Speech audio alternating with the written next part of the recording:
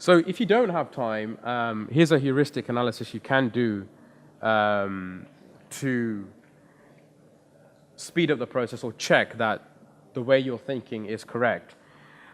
So essentially what you do is the work that you're thinking about offshoring, just ask yourself this hypothetical question. If hypothetically you were not to offshore this work and had to get it done locally, what would be the most productive and practical way? So if you were not going to offshore this work, well, you would have three models, again, available to you, essentially. You'd have three models again. So you could hire an employee to do it, or a contractor. You could hire a freelancer, or you could outsource it to a third-party company.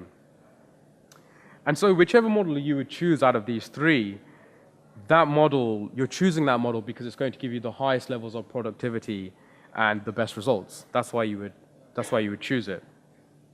So this model that you choose is what I call your most preferred method of working.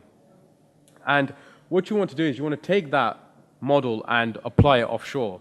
So let's say, for instance, if your most preferred method of working locally was to outsource the work, then you also want to apply that when you're offshoring. So you want to offshore outsource your work. And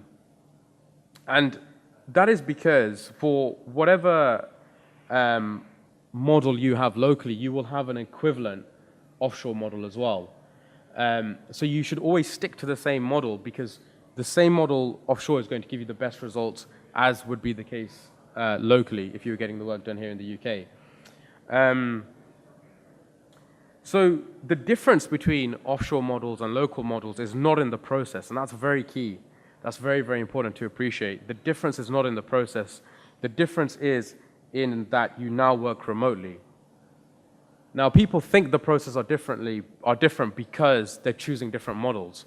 So if I was to hire an employee here in the UK, and then I decided to hire a freelancer abroad, I'm going to get a different experience because I haven't stuck to the same model.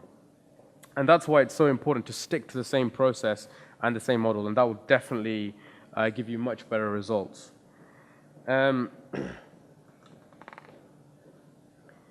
So it is very important to also appreciate, though, that the shortcut that I've just mentioned, it is a shortcut, so there can be exceptions.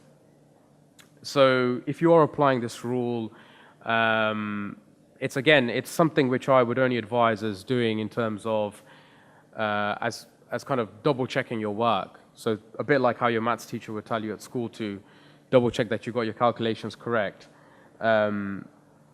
That's what this heuristic analysis is really designed for. But if you're short of time, it is something that you can apply.